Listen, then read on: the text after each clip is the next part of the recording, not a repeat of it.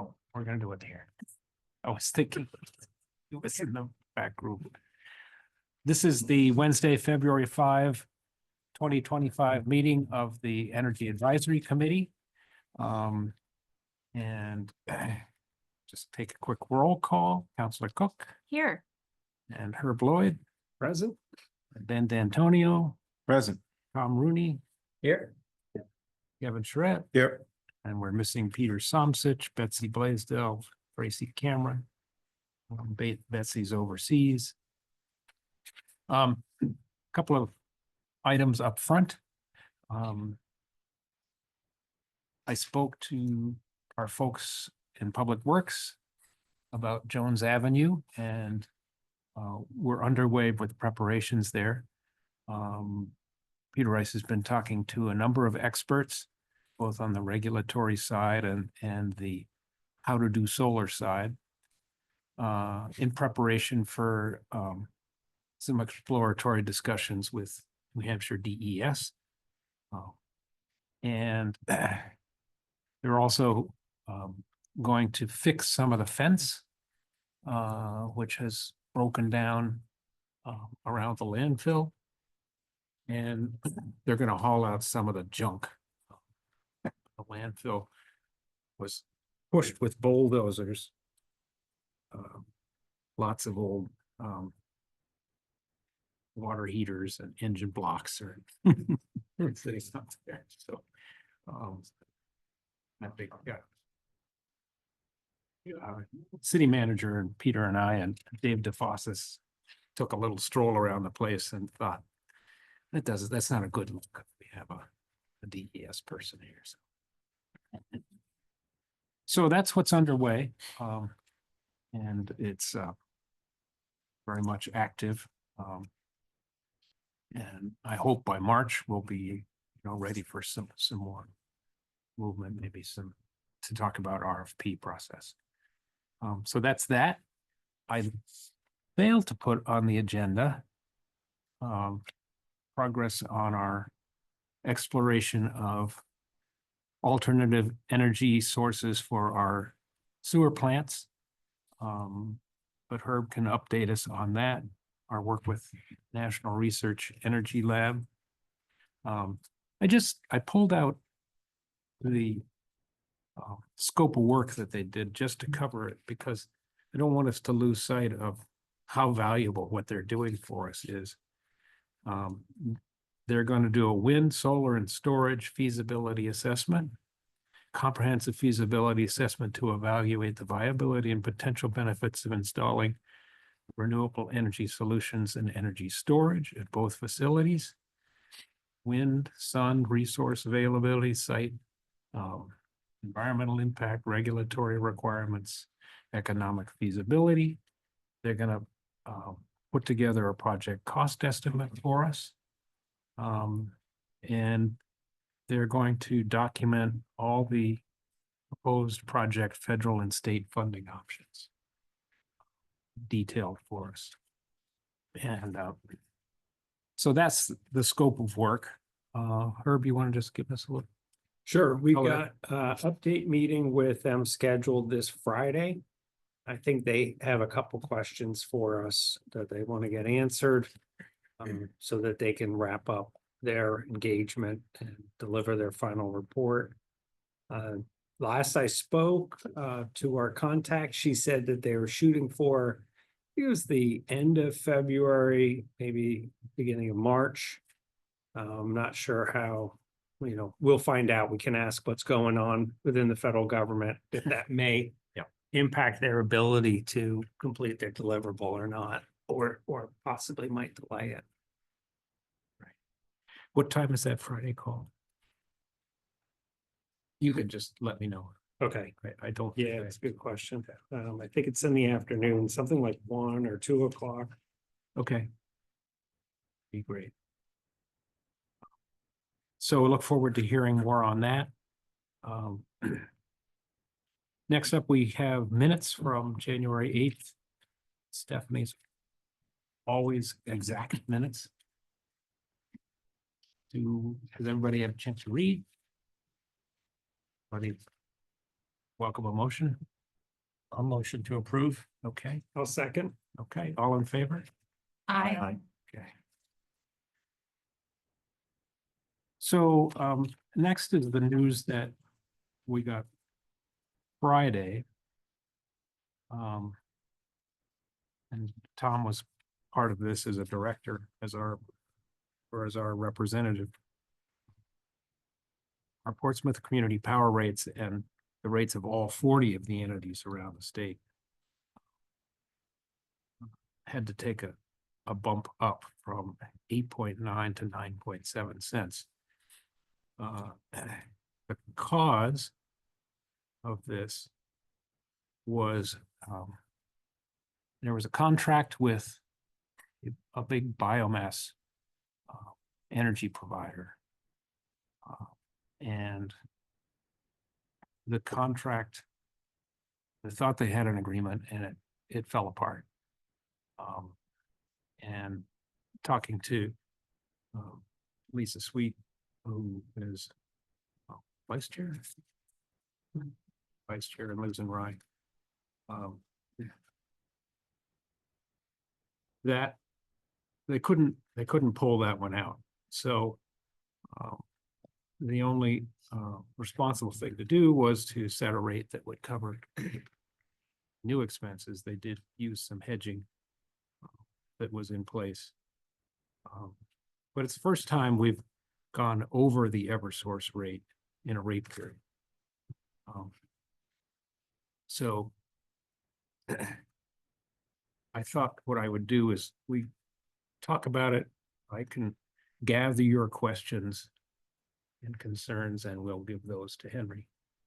Wasn't able to get him for tonight, but we'll get your thoughts and questions. My understanding from Lisa was this was an unusual event. And I asked if this were a year from now and the coalition's reserves were fully built to the degree that they want, would we have been able to weather this? And she said yes. So I think some of it is that we're still in the early stages and the coalition doesn't have the reserves built for events like this. It was disappointing and a little concerning. It's not as competitive as we've been in the past. And, you know, the regulatory landscape is changing for Eversource. They're getting, the PUC is pushing some advantages for them. And we'll talk about that next, but I thought I'd just throw it open to all of us. What we thought about this latest development and what our questions would be. So just one kind of mild correction is we're about the same as Eversource this time, but as we reported at the last meeting, even the CPC&H rate was higher than the other utilities in the Right. state for the first Unitil and time, Liberty, yeah. and the co-op. Mhm. So this was the first time that 3 of the 4 utilities were better to CPC&H, even for the February 1st rate. Right. And we were about the same as Eversource. The question I would have is, I have a bunch of them, but how did this fall apart so late in the game? Right, so that they had a risk, you know, from what I saw in the material that was sent out at a risk committee meeting on like January 27th, right? And the rates were set for February 1st, like well over a month ago. So, Right. so they had a portfolio that they had worked off of. And I think this is, maybe they did it in the past, but not when I was around. They didn't have any power purchase agreements. So I think this might've been the first one that they've ever tried to do. But how did it, and by the CEO's note, it said they had an executed agreement. Not that they couldn't get to an agreement. He said he had an executed agreement. So, you know, do we have any recourse? But how did it get to, you know, so late in January before this seller couldn't come through? You know, it just seems seems odd. The timing of it seems odd. Yeah. Lisa did say that there was a change of ownership involved, supplier. But if we had an executed agreement, you would think they have an obligation regarding, you know, they take the hit, not our customers. Right, unless, and this is entirely speculation on my part, it was an asset sale and the new buyer said that's not an asset. So I did miss the board meeting where they went over this. I connected with Peter. I didn't hear back from him, but he wasn't there. And I talked to Henry after it and he said they had an extension of it because it went so long and there's a lot of discussion about how can this happen that I missed, unfortunately. So he said there was, concern all around. The extension that I did attend was very technical and Ascend and Calpine went into a lot of the details of how they came up with the 9.7, which I can kind of follow that. So I didn't get the background. So I haven't followed up with Lisa or Henry either, but that's my big question too. Like, yeah, we're higher, but it's something, it coming to a published rate. I mean, it went to all the cities and towns Right. as of February 1, so. Yeah. I mean, clearly this was this wasn't Nextera Energy, a giant wholesaler. This Right. was Yeah, a small entity. but they were putting like 30% of the load Yeah. with these guys and, Right. That it was such, That's a, the fact that they couldn't deliver, I don't know what kind of due diligence they did, but What's our obligation to say, communicate this out through the city newsletter so that, absolutely. we're just completely transparent with the residents? you have to be. Because the rate, Seacoast, what is it, .com just published your PR yesterday. Right. For the rates effective February 1st. So that just hit the media. Yeah. So now we're gonna need to communicate this. Well, And I've seen, when I saw this today, I went out to see if some communities have already sent something out.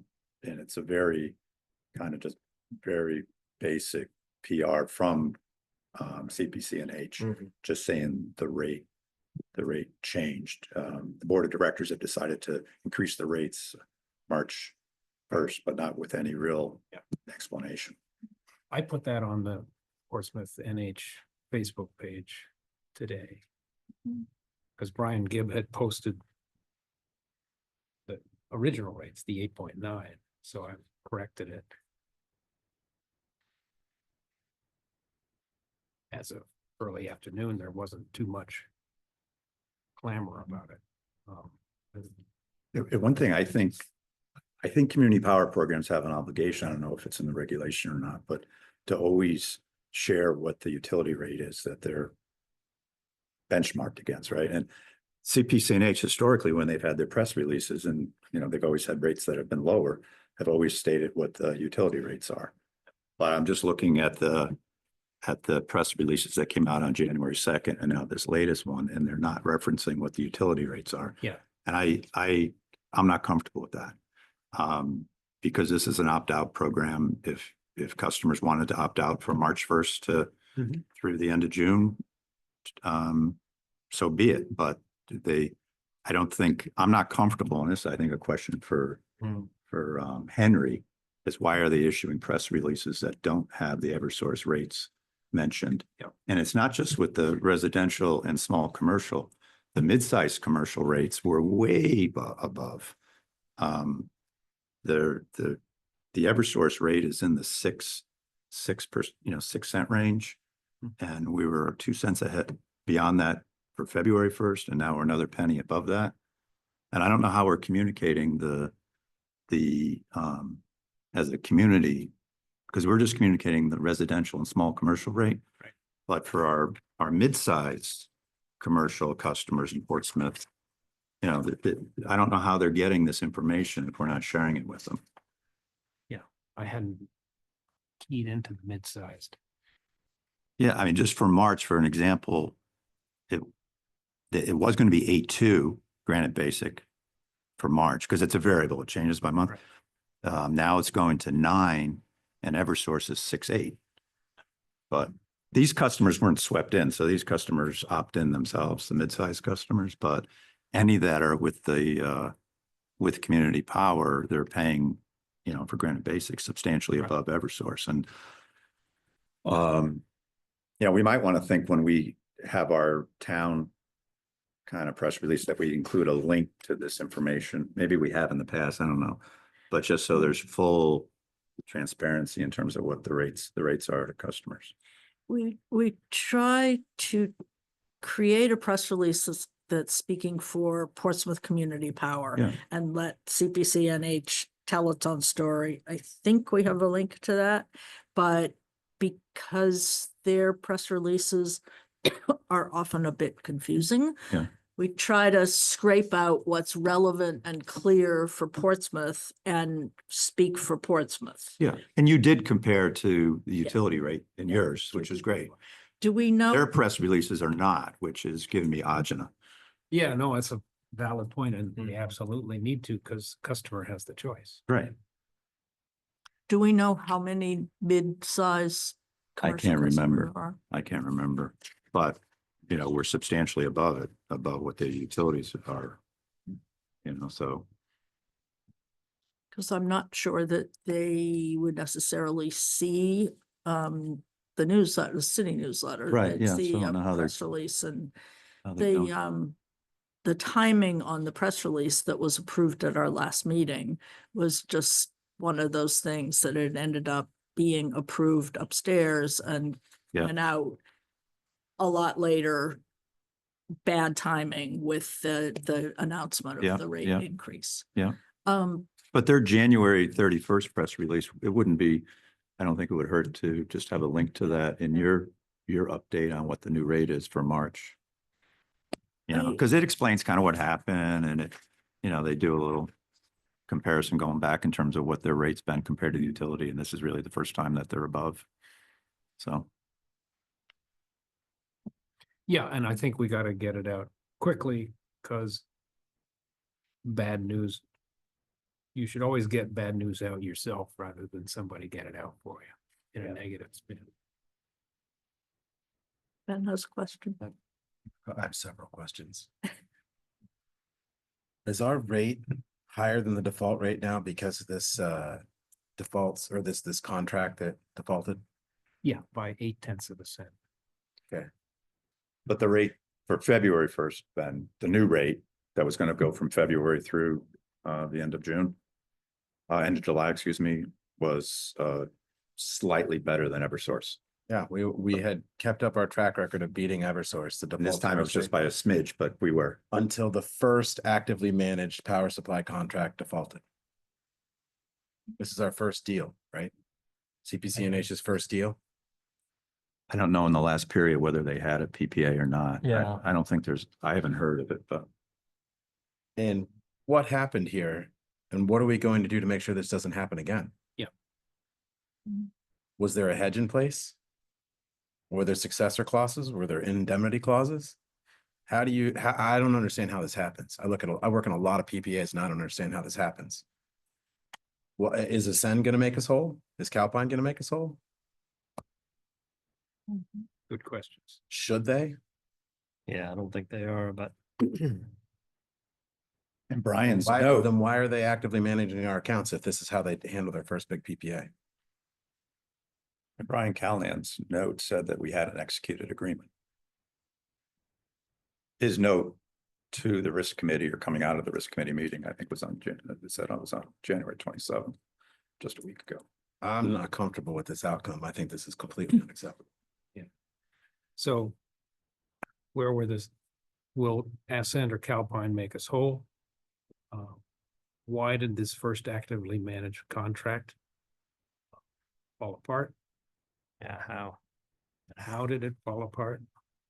What was the due diligence?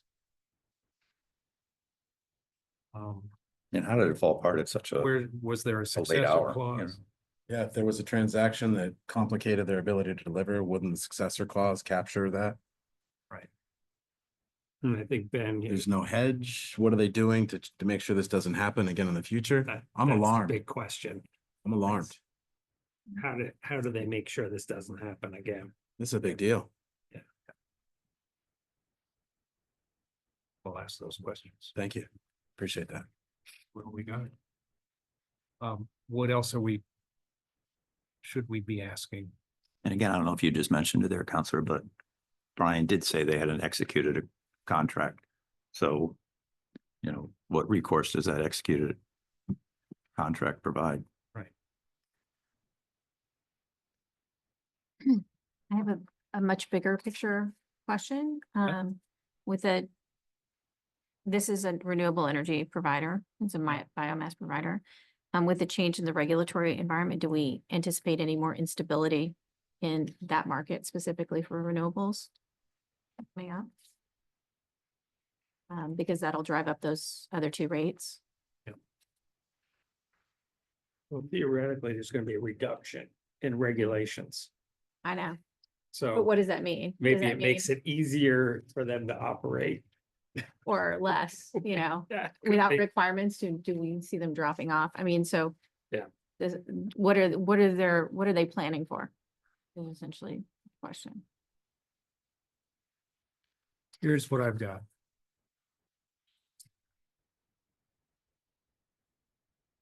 How did this fall apart with a signed agreement? How did it fall apart after we published the rate? What was the due diligence on the power supplier? We want to make sure, we want to stress the point that we should include Eversource in the communications from the coalition so that people see the relative default rates.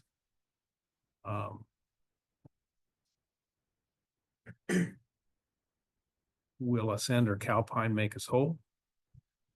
Why was there not any successor clause in the agreement that they signed? Was there a hedge in place?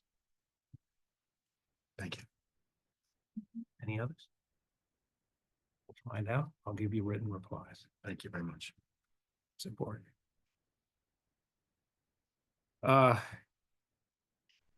Legislative. The PUC is pushing to have the utilities be able to buy up to 30% of their power in the spot market. And the more concerning aspect of what the PUC wants to do is,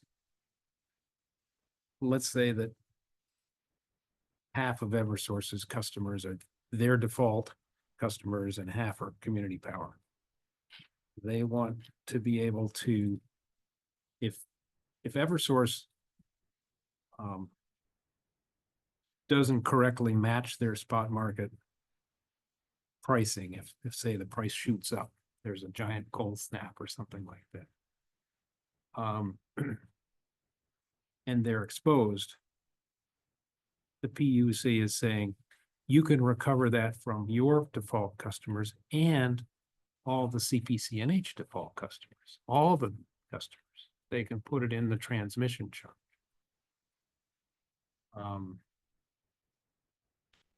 Which is just, to me, it's privatizing profit and socializing loss for the utility. And it's anti-competitive. No offense, Ben. The Clifton Belo is very active on this. And there's a House bill to counteract it called HB 760. That was in some of the material that you got. And I think it's going to be a really interesting test with CPCNH getting close to half the customers in the state. if it has the political punch to get this changed in Concord.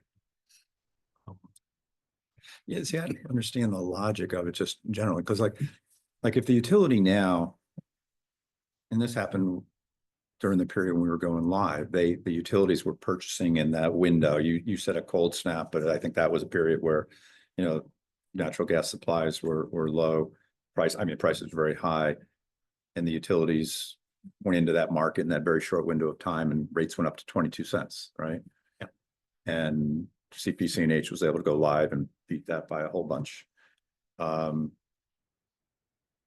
so, and my understanding is I thought that the utility, if they over or under collect based upon actual revenue coming in the door compared to their contracts, there's either a credit or a debit back to customers. Remember that Eversource had a big credit Right. like a year ago Yep, that it was that in the was fall. unusually large.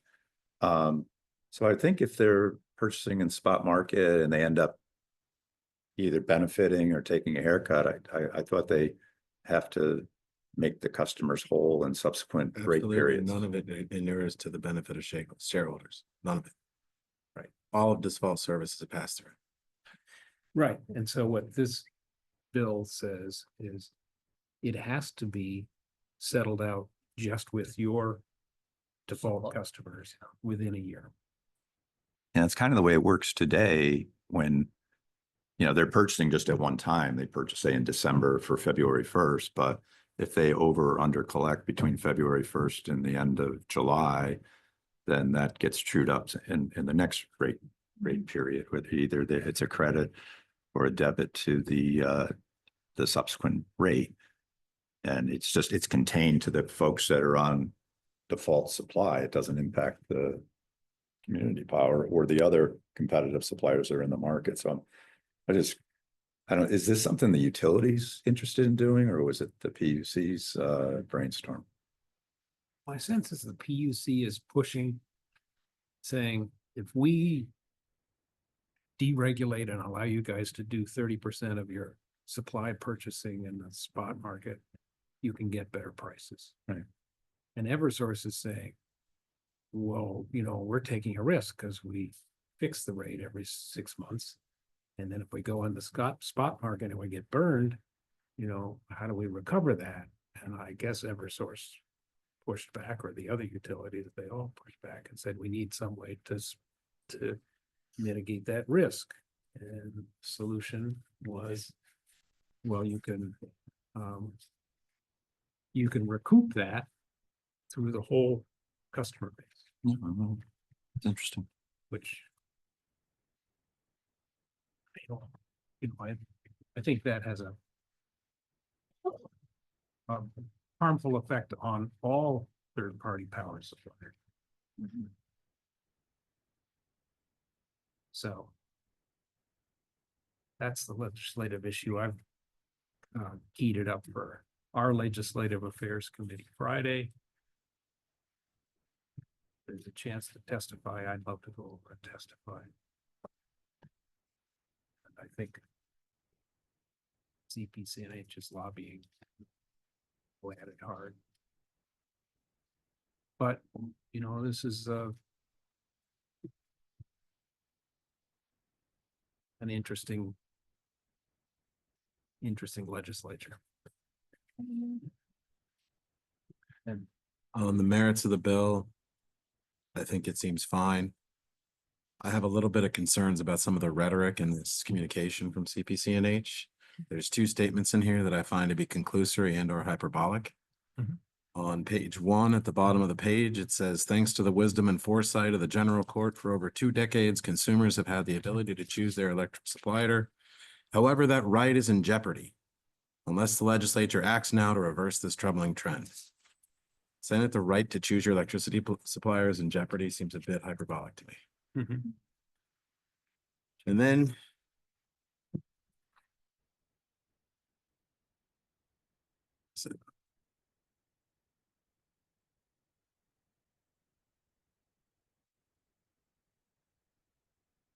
bottom of or midway through page 2, why is the bill needed now?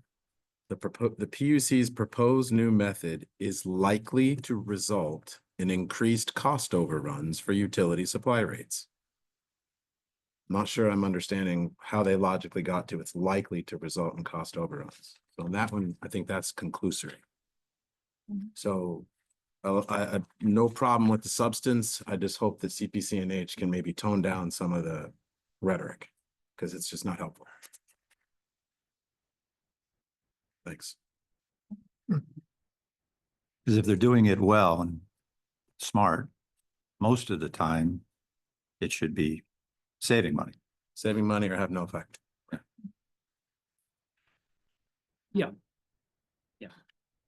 But it does seem, with my limited knowledge of what the objectives are, it does seem strange, though, to spread that over or under collection to customers that aren't even playing in that market. Yeah.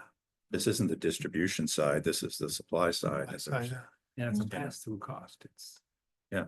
Counselor. I think it is important for you, Counselor Lieber, to go testify if possible. But I'm curious how CPCNH is handling the legislative side of this to make sure that they have kind of balanced testimony from communities that maybe would have a kinder eye over in Concord before the House Committee. I'm thinking, probably Rye. It's going to get, there are just certain communities that they may look more kindly on coming to testify. So, and so I'm just curious how they're handling that. I know they have a legislative arm, but how are they handling it? Councilor Tabor, could you repeat the bill we're talking about here? HB 760. Okay, thank you.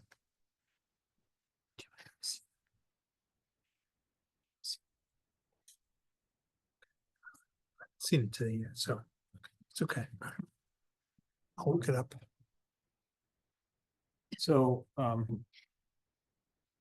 hopefully we'll get links where people can do public comment. If I can get links, I'll send it to all of you. Great.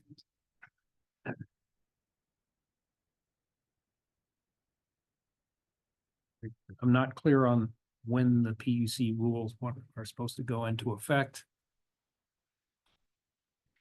But clearly HB 760 is trying to get this done as quickly as they can. Yeah, I mean, it might be a silly example, but if the opposite were to be available, what we're experiencing right now in terms of an overrun with having to go out into the market to cover that PPA that failed, maybe we should be able to spread that cost to Eversource. Eversource. Yes. There's fair. On the surface, it doesn't seem logical, but It didn't to me. there must be something else in play here. I don't know. Well, I think I read it as the utilities are saying, if you want us to take that risk, we've got to be able to have, since we're always the default supplier. Since we have to have power on the line all the time. They give us this umbrella.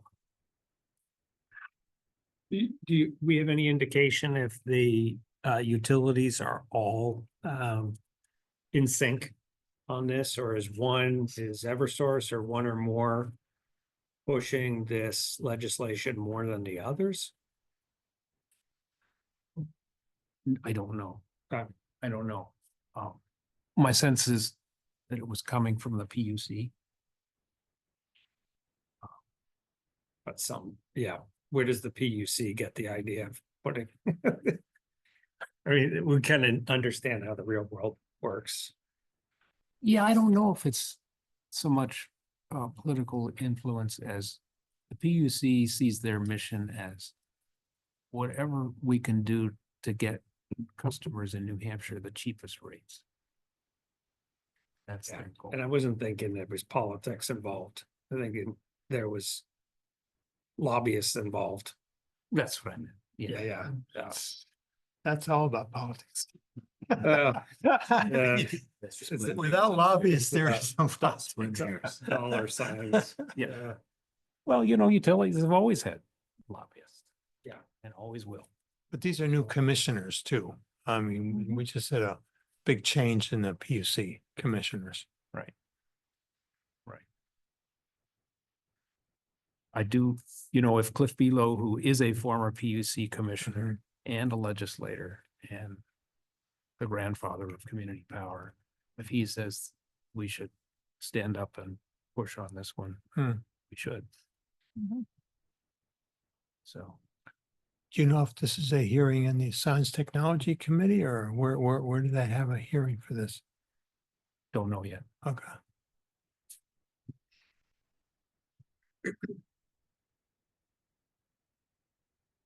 Anything else on that? As I say, if I get links for people to make public comments for the record, I'll get those out. to you. Who are the sponsors? Do we know? That's about 6. I looked at them and you would know the names, Peter. I know them, yeah. I think it was bipartisan. Okay. Oh, that's good. Okay. Yeah. It's just wondering if they're all CPC&H communities. Is this the sponsor? Is that? Corman, Yeah, Thomas, yeah. Burns, McGee. Chris Munn Is that the? Oh, that Osborne, Science Technology Osborne's on Committee. it too, so that's a good sign. Yeah. That Or might- not. No, might mean it passes. Or But might be, if Bill, called if odd to Munz pass. is on there too, that's interesting, yeah. Osborne, you said is on? Osborne's on it Yeah. too, Oh, well. so it might come out ought to pass. Senator Waters. Yeah, Is he on there too? yeah, Oh, yeah. Waters is on it. It's, And it's before the House Science and Technology. Okay, yeah. Good, thanks. So things are heating up. I think it's also important, you had that graph, Kevin, Which one? since Oh, this guy? in the whatever, 20 months or 26 months that the coalition's been going. Overall, all the rates have been coming down substantially. I think that's what happens when you introduce an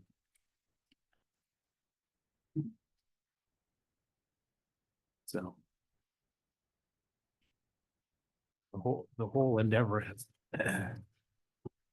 has benefited customers both on the CPC&H side and the utility side.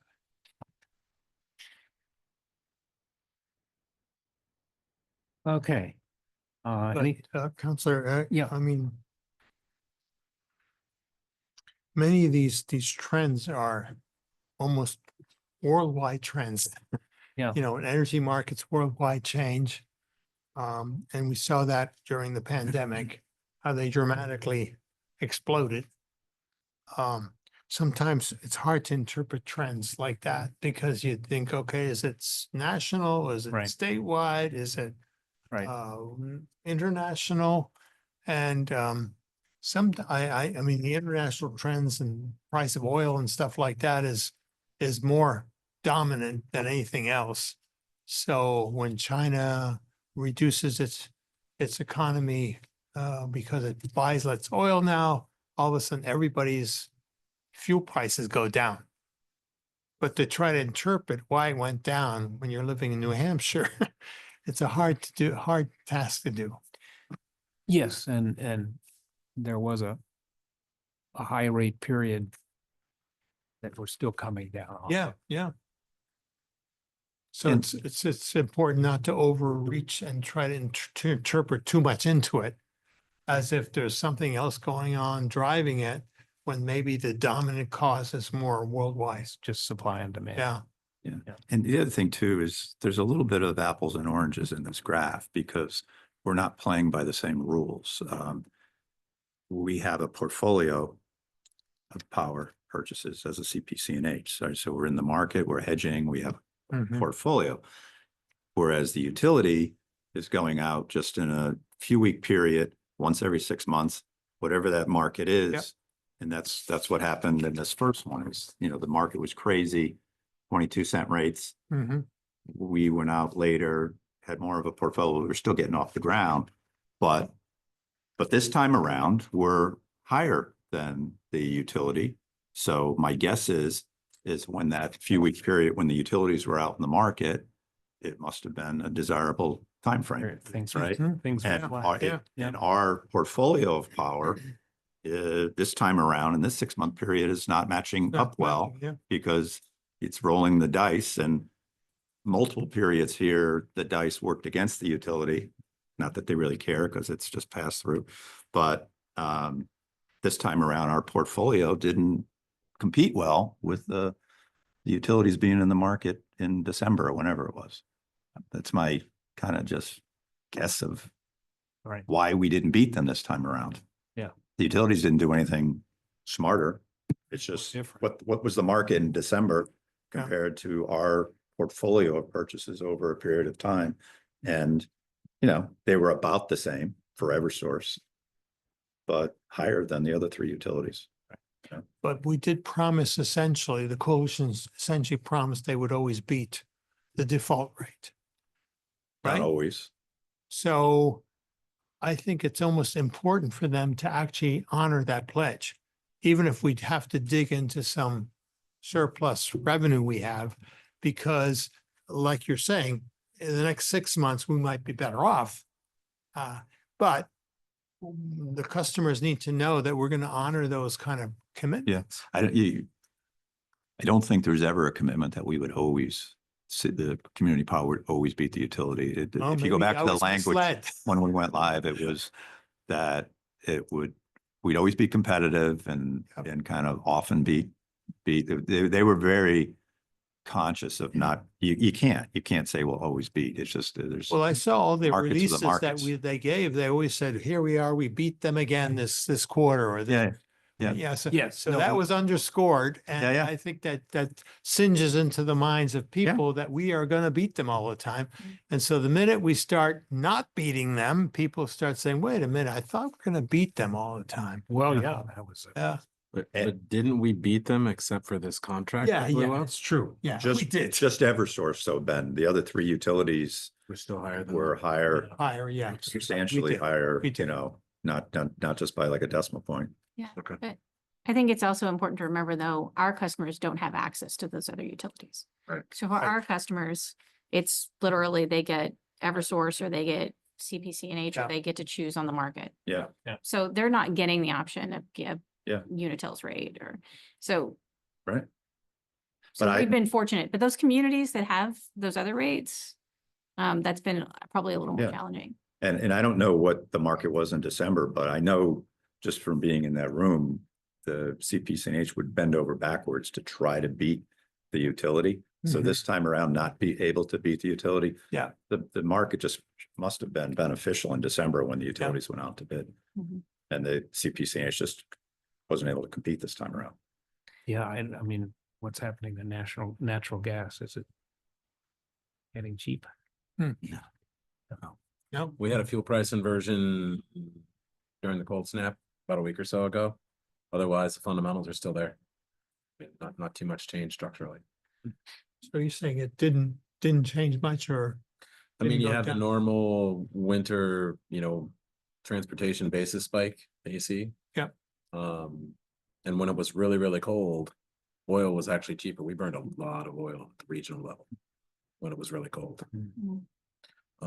But otherwise, the fuel price inversion doesn't happen that often, maybe during a really good cold snap. But other than that, structurally, the fundamentals haven't changed a whole lot. So there's nothing really crazy in the gas market that would lead to some kind of structural shift in strategy.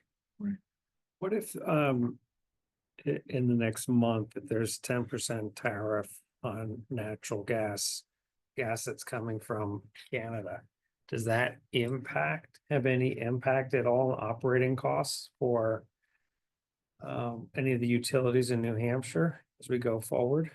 So very little gas comes from Canada, but Okay. a solid amount of crude oil, Crude oil Yeah. comes which from may make its way into gas price. petroleum products. Mhm. And it's still unclear exactly what's been swept up in some of these actions.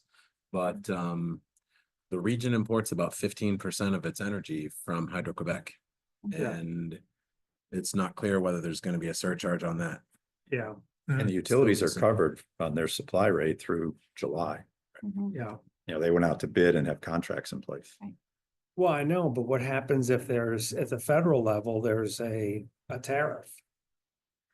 Is that what happens to can those they do a- contracts? Can they do a Like it's Everyone surcharge? I'm talking to is not sure yet. Yeah, Yeah. right, so. Nobody I mean, knows. Nobody that's- knows This what's is- going on. That's the This point I'm making. I think that kind of overrides those contracts Hmm. potentially. This is why I'm asking that question about instability in the renewables market, Right. because hydro is, and Mhm. we could be looking at different rates in August that are driven by tariffs kicking in March. Mhm. That's my concern is that Right. if we're buying on that market. Right. We're gonna end up with another rate that's above anticipated Mhm. rates. I don't know. Well, Understand I the think we concern. could, I think it's early to. Yeah. And the rest of the region and the default service procurement would have the same impacts. So in theory, it could cascade to both sides of the house. It's good. I mean, no, nobody's CPCNH won't do any better or worse, I think, in a net with that political risk. But from what I understand, the national trends are still very strong for renewables in the whole country. So that hasn't really gone down much. It's still pretty much strong trend going upward this year and last year as well. It has So been. the supply is increasing. Something we could do right now that I think is kind of valuable because we're gonna have to issue corrections. I think it's important too to focus a little bit on the other benefits of being part of community power. Because we talk a lot about the rates, but we don't talk about the fund we're building. Right. And so Mm. it might be good to remind customers that it's not just about your rates, it's Yep. it's also about this fund. More choice. Yeah.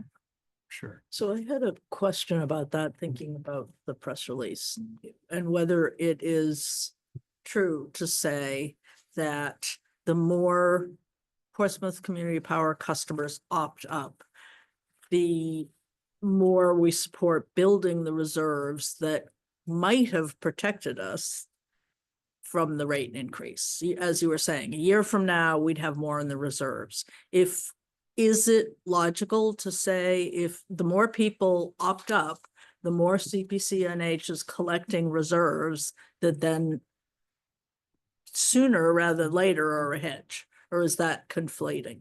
Yeah, I don't think so. Because I think consider- the opt-up extra money pays for RECs.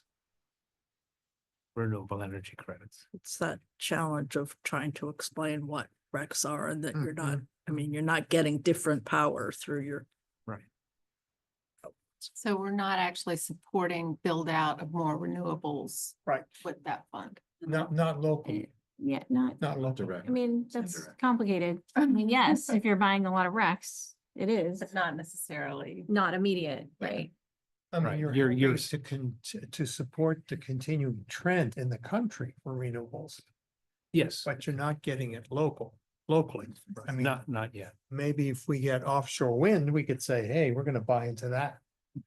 I don't know, after That's this more local. last This- actively managed renewable contract. You know, maybe. But just to Stephanie's question, I think we have what, 11,300 customers, of which 230 have opted up or something like that? Oh, it's up to 242. Excuse me? 242. 242, sorry. But, you know, it's 2% of the customers or something like that. And Point so two. I'm not, hey, I'm just saying, if we're looking at the increase in the funding that we're getting from these customers, we're getting most of that funding still from the regular customers that Yeah. have not opted up. Right. That's what I'm getting at. On the So granted. case. opting up is a good effort to increase the national supply that we're demanding for renewables. but it's not gonna increase that funding much, that surplus, reserve that we have Precisely, by a lot. precisely put. Yeah, okay. I mean, they're just basically on the reserve side. They're going out, say they're buying power for 8 cents and the utility is 10 cents. So they have 2 cents in play. Mhm. And so how much of that is going to go toward rates to lower rates and how much is going to reserve? And if it's very, very tight, and then they have the pressure to try to beat the utilities rate, you end up with very tiny amounts that can go into the reserve. You know, they've tried to do like a 60% into rate savings, 40% into reserves. When there's been a few cent gap between what their portfolio is worth and what the utilities rate is.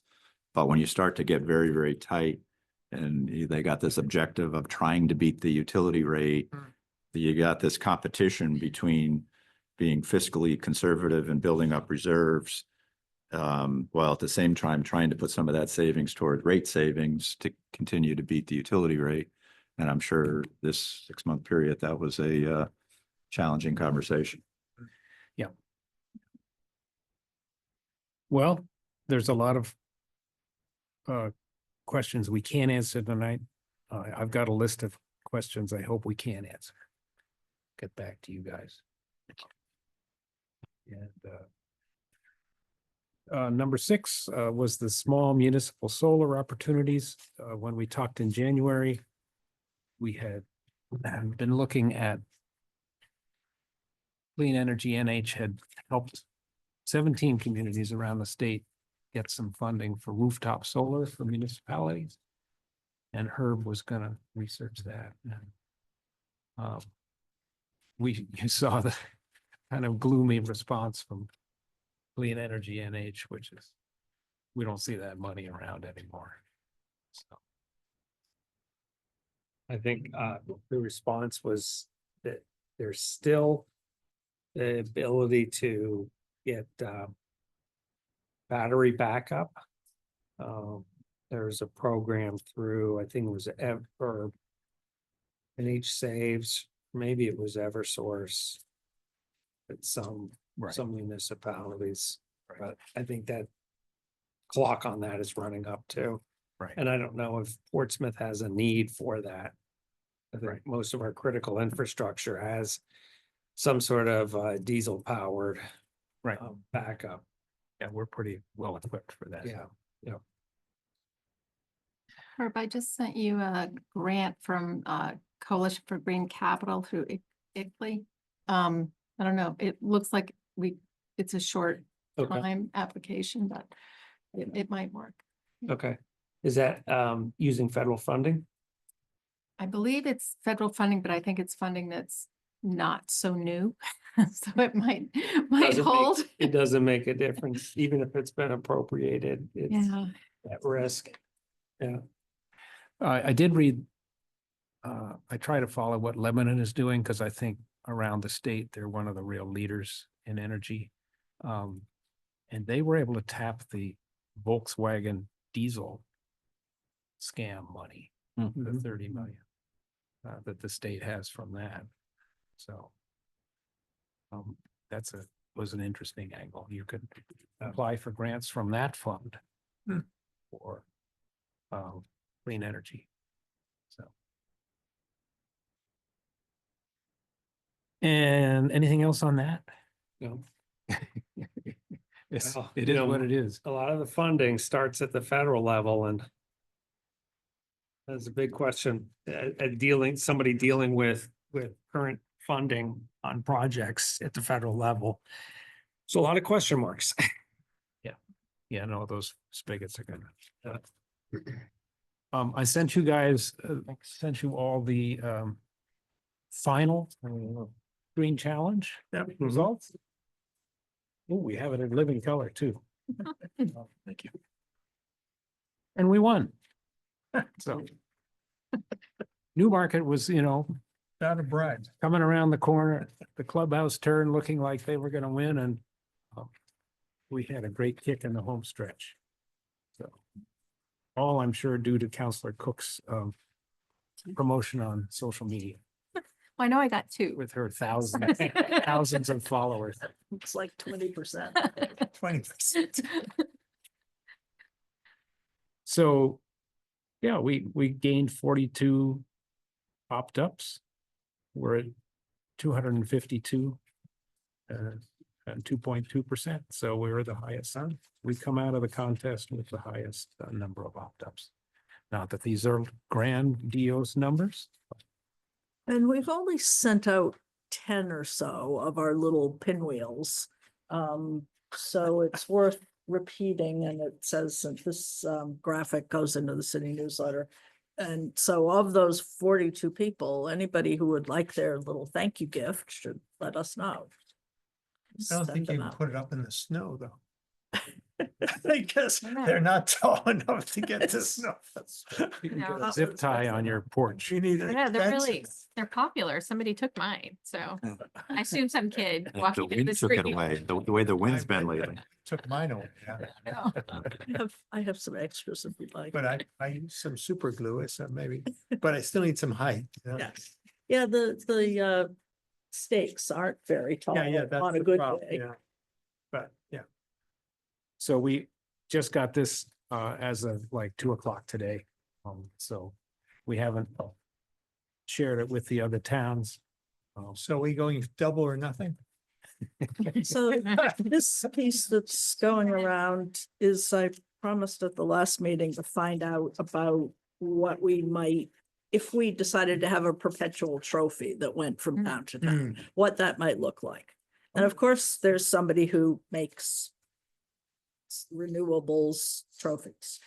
The picture that I'm sending that is a little dark, but there were options of wind turbines, which, and then there was the option of a solar array, which seemed more relevant to what we're actually doing.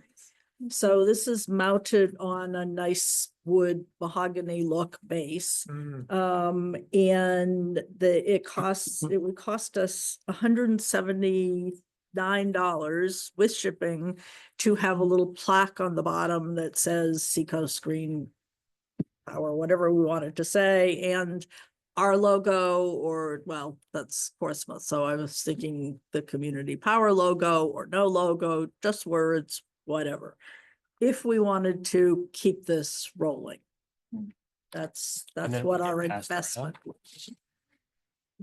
Then it would get passed around like somebody Right, else. so if Durham wins next time, they would get ownership. Now that we've won, I think we should have mayoral groveling, like, we should have them all come in. Like, It's a great photo op, and it Yeah, gives you something to, Newmarket has to give us Great Bay oysters. yeah. I was thinking, looking at this, maybe we go to the high school and ask them to make us one. Oh, take a shot, The architectural design people, yeah. they made me flower boxes. What's that? They made my flower box. Yeah, yeah. And the flower box. I'm sure they would love it. Benefit. Yeah, I'm sure they Oh, could that's come up with downtown, something yeah. clever for the solar array. Mm-hmm. Piece Yeah, I of think these look corrugated more metal. like waffles. You're getting hungry. Did you miss dinner? I mean, not bad, but So I will follow up with the CTE program at the high school. yeah. That's a great idea. Yeah, that's a great idea. So congratulations. Maybe it's incumbent on us to have a round of drinks for all the other towns, Yeah. energy committees. Host them at a local watering hole. The Stanley Cup in hockey, all the players get to bring it home over this. Yeah. Maybe these 42 people could, Well, we'll bring it in. could have here it at for their a- house. A group touch.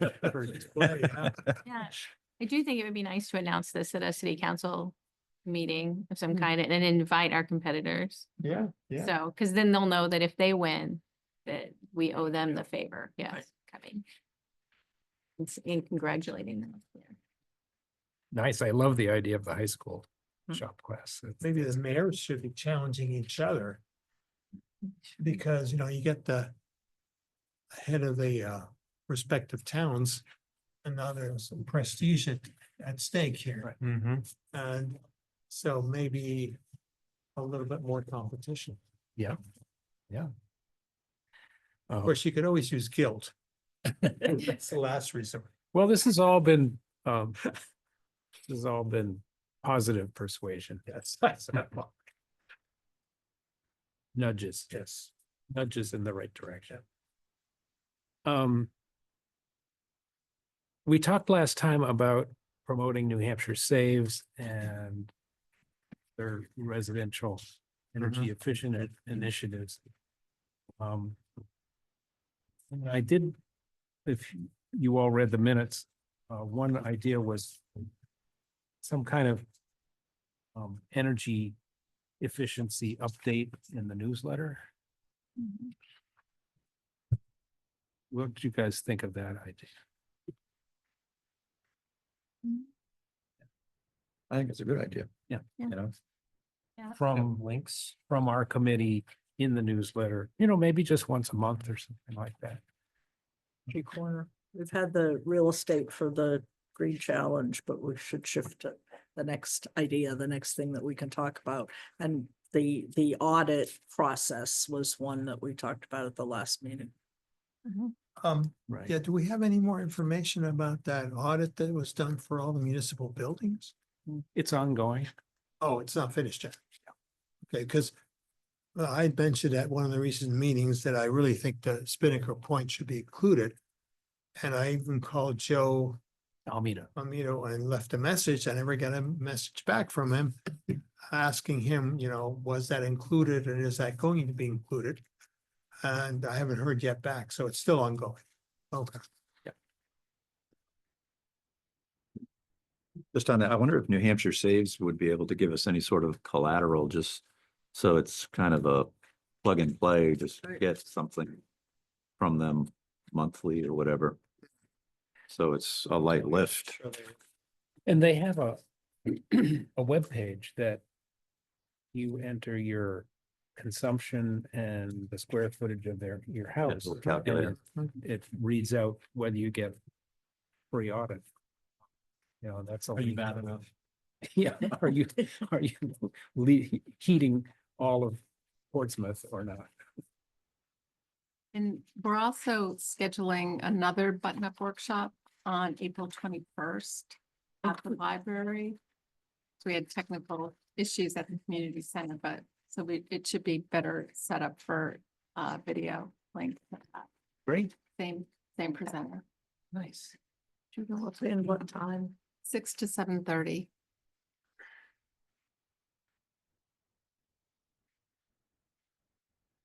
Snow day tomorrow. Yeah. Counselor Tabor, I saw that spreadsheet you sent out about City of Portsmouth electricity gas expenditures. Yes. And I thought that was really useful and informative. However, I really think there needs to be another column added to each of these categories. This is just the price we're paying for things. It's not the Consumption actual would be nice. consumption. Yeah. Right. So units, it yeah. could be consumption's going down. Right. But the price is Well, going up. I was doing the math and it has to go down because none of it was even close to 60. One category was close to 60%, but there were all others were lower. So if the prices really went up that much. And the units of energy are the real measure for greenhouse gas Where emissions, did it- not the price, Oh, the city. because you know what Oh, the the city price has is. They ran. So I think it'd be nice to have something that So all prices includes went up price considerably, and actual consumption. I'll ask for that. but part of it was a 6. Counselor? Now, we had discussed electricity. early on in this process, before we opted into community power, that the city, when this contract, their latest contracts expired, that then they would consider community power as a Mm. provider. Right.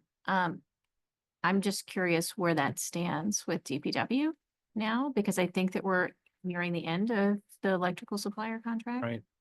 Right. I'll find out. Okay. Mhm. I'll find out. I think there's.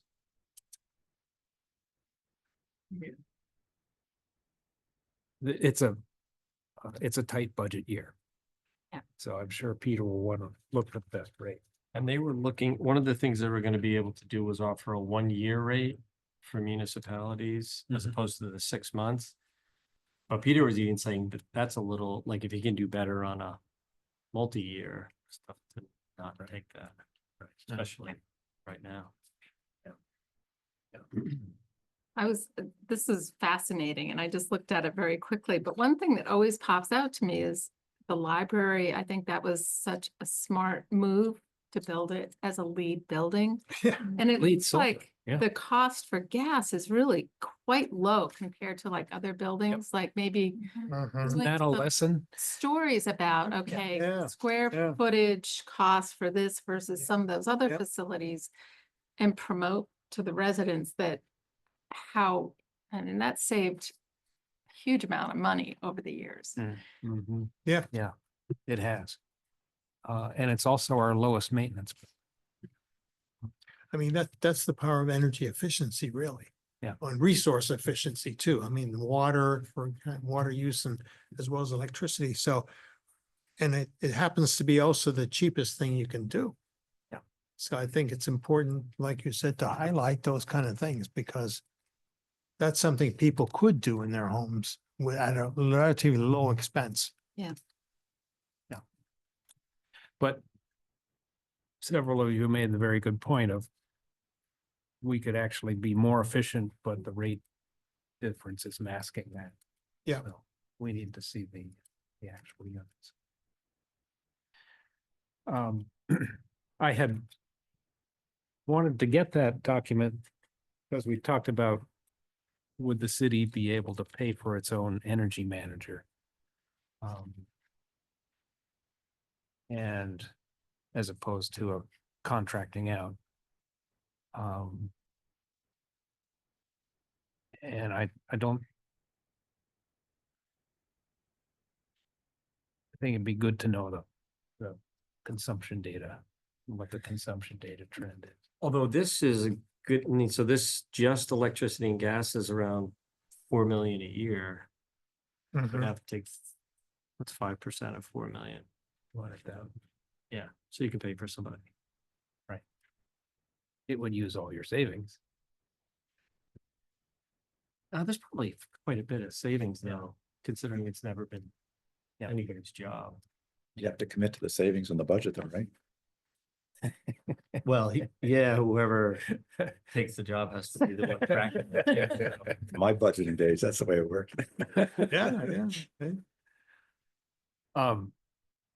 I think it'd be a tough year to propose in the position, though. Sounds that way. I think we'd be, Pretty tough year.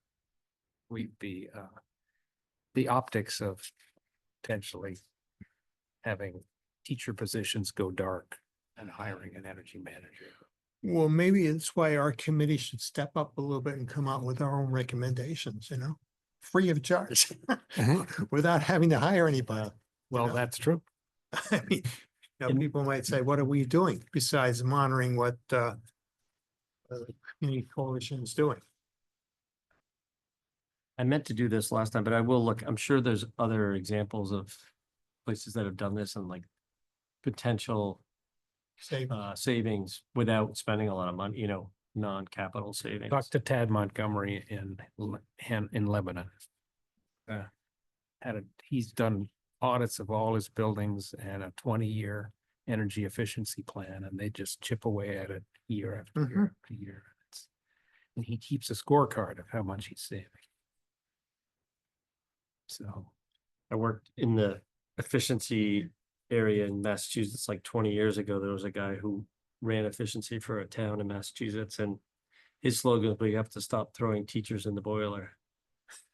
They would let teachers go and their energy rates were increasing and increasing, so it's fix that. that's a shock and awe way to say it. Yeah. well, my father-in-law used to be the teacher and principal of a one-room schoolhouse in Nebraska. And he was in charge of heating the place as well as teaching. So multitasking. Yeah. Um. Anything else on that? We can do a little energy thing in the newsletter. I think that. If not, we have public comment. Oliver, So. you can come Yeah, up, why you don't you need come to on up come here? up and. My name's Front of the Oliver mic. Shag. Speaking in the mic and name and address. Yeah, Oliver Shag, 419 Lincoln Avenue. Back in, what was it? Probably end of November, I reached out to Counselor Taylor in response to this proposal for the solar project in on Jones Ave. I develop utility scale projects. That's my day-to-day. I'm going back to the state of Missouri tomorrow for a pretty significant project we're building out there adjacent to an old coal plant. I don't really have anything prepared. I just kind of wanted to show my support for this idea. I think it really, conceptually speaking, makes a lot of sense. It utilizes an area with great southern exposure, and obviously we can't really utilize it for anything else. From the technical aspect, I think it'll be challenging. There's definitely topography issues. It is a landfill, so we can't penetrate all too much, but there's a lot of ways to mitigate that. Yeah, I think it's a really exciting opportunity for the city. I really think, from my experience, you got to get ahead of it from a PR perspective. There's going to be people that are annoyed about this. They don't think it'll be worth the money. I think getting the school involved in the front end really makes a lot of sense. And then, it's a area of walking trails, right? So let's make it a marketing opportunity in that sense, kind of make it a destination for a use of a former, I don't think it's technically brownfield, but a site that could be a brownfield potential. Right. And show what renewable energy can do. What are some of the successful PR campaigns that you see? What are the messages that they've hit on? So it's funny, I work in states that politically speaking are a little more opposite of where we are here. We hammer a lot of just property rights. This is obviously a different situation. I think really, great, it's renewable energy. We're going to save CO2 from going to the atmosphere. But I really think just showing the numbers, showing exactly what the savings are going to be, and make it simple and make it digestible for people. Yep. Really be beneficial. We had Exeter has done this, and David Sharples laid out their process, and they took the larger risk of the town owning it. But he said the numbers were so undeniably good that once you shared them with the community, that they managed to pass it at town meeting.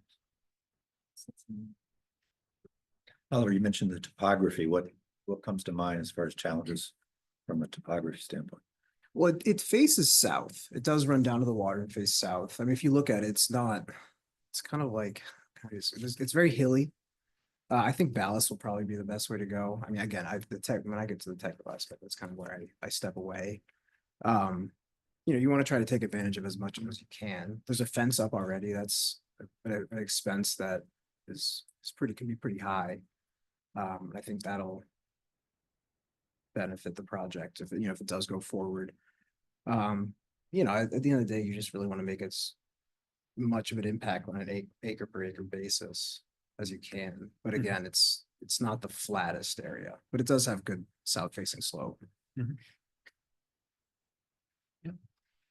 Councilman? I just wanted to highlight something. If anybody here hasn't driven up in Maine recently, I drove through the state of Maine twice in the last few weeks, and almost every single interchange off of 95, 295, the major interchanges once you get north of Portland, has solar arrays around the interchange. Almost every single one. It's an amazing thing. It was kind of like, oh, another solar array. So the state is using its land to invest in solar up there in Maine.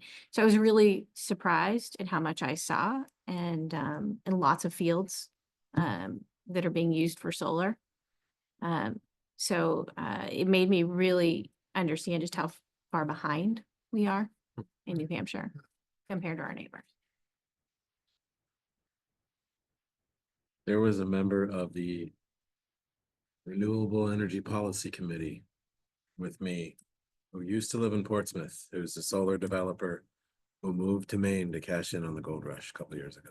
Mhm. I get it. I was going through that old report the other day. It's Right. a lot of good work.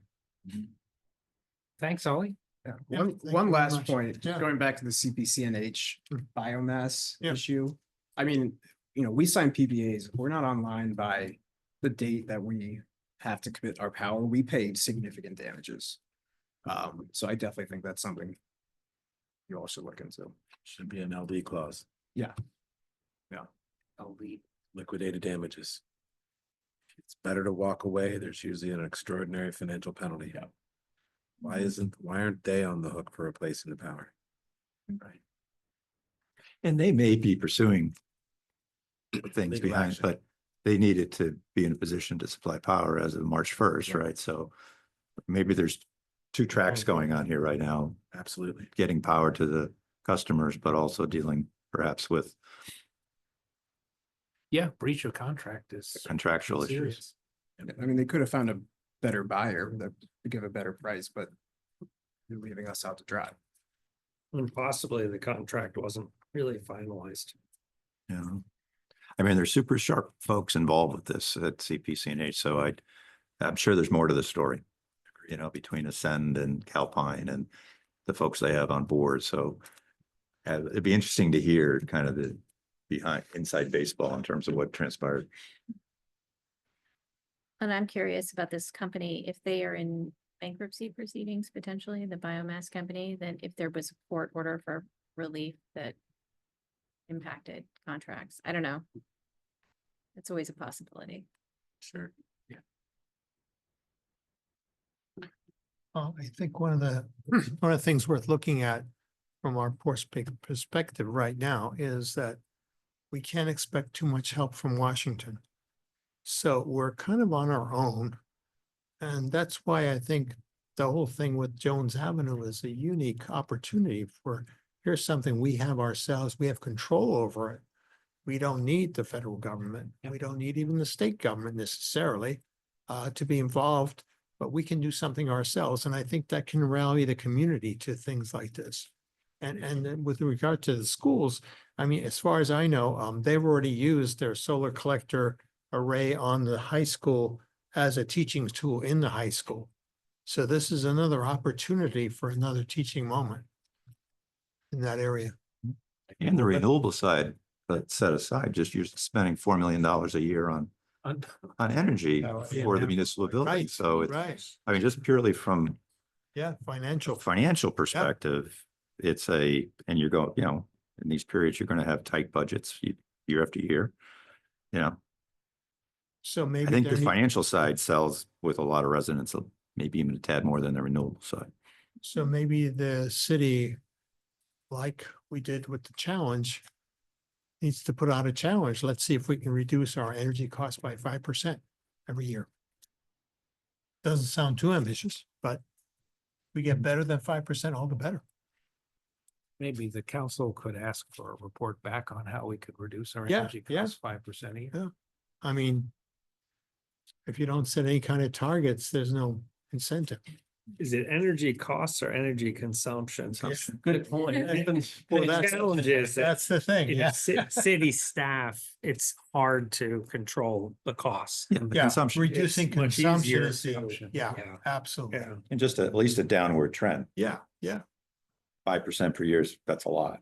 Yeah. But I mean, if just a trend that's going in the right direction. Yeah, even 2% would good. be amazing a year. Yeah, reduction in consumption. Yeah, that adds up. Well, yeah. In a decade, that's a lot. But a lot of it just ties back to the buildings that you're operating into, Tracy mentioned the library compared to this building. Well, that's why the energy audit would be so critical. Yeah. At this Which point. has been done for the school. So that should give us some guidance as far as what could be done. How much could we reduce our energy consumption, our energy use, and our dollar use is a different story. but how about our energy consumption? Is there any way to use that audit to come up with some targets that are realistic? Because otherwise it's not very useful. You know, you do an audit and it says this and this, okay, then you're done with it. But you do it because you're trying to help yourself become more efficient. Is that a consensus of the group that we should challenge the city to reduce its consumption? One thing we could consider there, and I can't remember what Peter said, but all the buildings were benchmarked with EPA's portfolio manager. And what that does is it will look at just consumption, but it also normalizes for weather and Mhm. occupancy. If if something changed drastically, you Yeah.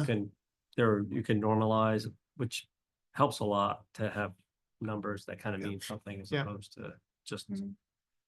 So if the fact that they ever did it, those accounts are still there, so you can put in. So that would be something maybe we can check with Peter before we. Or take any Make the action at the recommendation. council level? I think in the spirit of transparency, if the city was willing to maybe on a quarterly basis. Publish the consumption numbers. And, then the residents could see, look, here, is it trend going up or is it going down or is it flat? Mhm. Mhm. If it starts going down, right, then you instill a lot of confidence from the residents. That the municipality, is taking the right steps Mhm. Mhm. forward. Without even putting dollars to it. Because usually people say, well, if you consume less Exactly. over time, the cost is less. Yeah, and if you were getting those savings every year. Maybe that's how you. But what you Save can teacher always position. rely on is when you consume less, you're always reducing your greenhouse gas emissions. Mhm. Regardless of the rates. Doesn't matter. Ben? Would the request be to challenge the city to reduce the rate or to develop a plan to reduce the rate? Or to challenge them to Just come up as a with a plan sensitive to to try put to people on the reduce the. spot. No. Well, it's, Counselor? Wheels are turning. Well, I think that there are places where the city could potentially reduce the rate of consumption. But I think some of the challenges that the city has are related to, building issues that would require major capital investments, like the windows in this building. And, so we can challenge them to reduce consumption, but what that's gonna mean is turning the heat down a little. It's not gonna mean, it's Right. not gonna mean actually doing the improvements that need to take place. Those things are gonna have to come with They have to some be thought. permanent operating efficiencies. no, I think you need to come up with some parameters that you're not gonna compromise on. For example, the quality of the people living, working in a building. You want to increase their comfort, not reduce the comfort. I mean, yes, if you want to really reduce energy, you can give them a blanket and maybe some kind of chemical warmer or something, but that's not improving the quality of the workplace or their comfort. So I think some of those things need to be fixed to say, no, we're not compromising on these things. Has to be something different. Maybe the thing to do would be to get input from Peter Rice and staff and come back with a draft motion. Mhm. Committee for March. Tracy. Would it also be something that we could suggest that there's, even if it's a small amount, sometimes the amounts are so large that there's just paralysis of, it's so many millions of dollars. But even a small amount for small incremental things kind of pave the way. And sometimes that makes the case so larger projects down the road, you build consensus for. And I think that if we're looking at on the electrical side, we should exclude any vehicle. So we don't want them to get dinged on consumption because they've switched to an electric Yeah. vehicle fleet of any kind, so. Not that that's coming anytime soon. We hope it comes, but that you don't want to penalize. But see, that The would be audit that's reflected underway, in Counselor, greenhouse is gas that come emissions. with recommendations? So- Oh, yeah. They should. See Yeah, that. and it's supposed to, and they're working on a percent of the savings basis. Or forget what the Great. term, Good start. Performance contract. performance contract.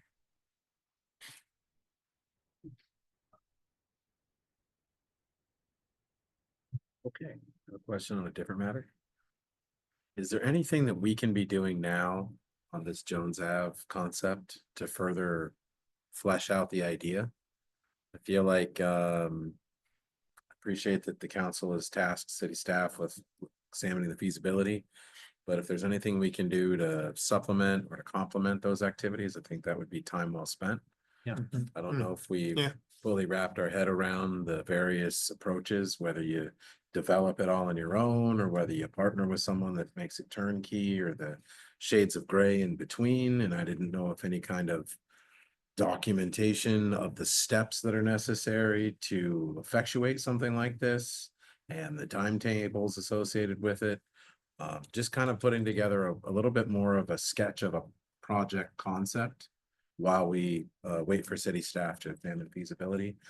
I'm just asking, I don't really know the answer, but if there's anything we can be doing, it seems like we should get started. Would it make sense for us to have a work session with some of the solar vendors? Revision. Some of the other developers. Mhm. Say, how would you go after? So long as we don't violate any procurement rules. I was just gonna, maybe we issue an RFQ, What about, give an RFP on this and get qualifications. Yeah, I mean.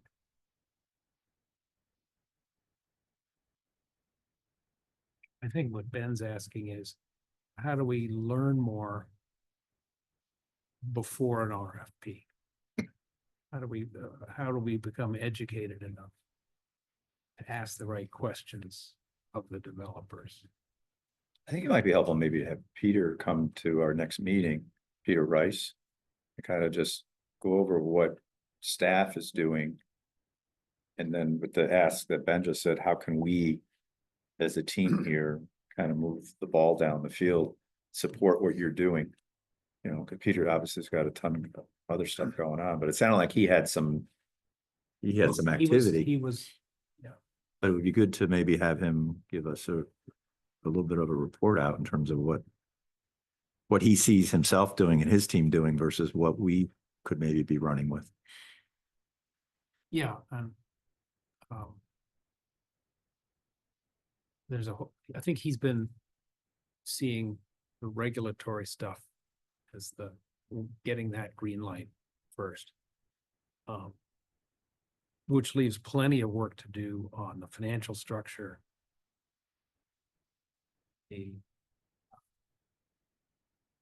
How does it pencil out in terms of power purchase agreement? And is it at all feasible to have it behind the meter for the high school? You know, those kind of questions. How do we initiate an interconnection study? That's gotta be everything. I mean, Mhm. there's distribution lines back there, but do they have the capacity to add? This is what the state of renewables is in this country, is, I'm working on a project that we filed interconnection in 2018. And we're gonna be lucky to go to construction this year. That's what I'm getting at. Yeah, this takes years of lead time. So if we can get the ball started. But you know somebody at Eversource, so, right? I've met a few people there, yes. And that is a huge push. This administration is get the permitting process really, really toned down. what was the cost, for Exeter for that study? Cause that's something that would have to go to the city council too. Yeah, that was 30 grand, I think. Yeah. Never bake sale. Because Peter would probably have ideas too, just in terms of, contracting and RFI. It's, his shop does a lot of that. I just think it would be helpful for us to at least connect periodically with him in terms of Yeah. picking Oh, each yeah. other's brains. No, I I- talk with him frequently. I have questions about, do we need to modify the CIP? Do we need to put anything in the CIP for the following year? Because if we do, it needs to go in before June, and I don't want to be in a position that we're delayed because we don't have at least started funding. Right, and There. that closes out in June, so we've got time. But back to Ben's question, last year when I looked at who in the state of New Hampshire was putting solar arrays on closed landfills, I found about 8 that were either active or in the process of being built. So we reached out to Exeter, which is 1. And what about, if there are really 7 others or more than 7? I know Jeffrey. Clean Energy, Jaffrey, yep. Clean Energy New Hampshire offered to make introductions for us to the others when we're ready. That might be good to understand their lessons learned in this current environment. Yeah. But I think, Ben, you're smart to say which parts of this have long lead times and how can we as a committee. Yeah, ultimately, we put together some sort of project plan, right? Right, kind of just. What's the idea? What are the alternatives? What's the timeline? What's the cash flows? What's the source of funding? What are the needed regulatory approvals? Generally, the first step is to get what's called a capacity analysis. So that's saying, you have an area of X amount of acres. And usually you can do this desktop, but you probably have to get a consultant at some point. Because that's gonna basically tie into the interconnection process. So you can say it produces 5 megawatts of electricity out there. How is that gonna be injected into the grid? And how is that gonna affect the grid? And that's where the interconnection process comes in. Which is something that NREL said that if we were interested, they could do for us. Do a study of Jones Ave and tell us what the capacity could be. Really? Yeah. Oh, I missed that. That's just a C2C request. Assuming they're still there next week. Yeah. Everybody's got resignation. We'll find out on Friday when we touch base with them. Oh, Well, our time is coming to a close, but let's frame out maybe how this committee, let's get a list of the tasks this could be.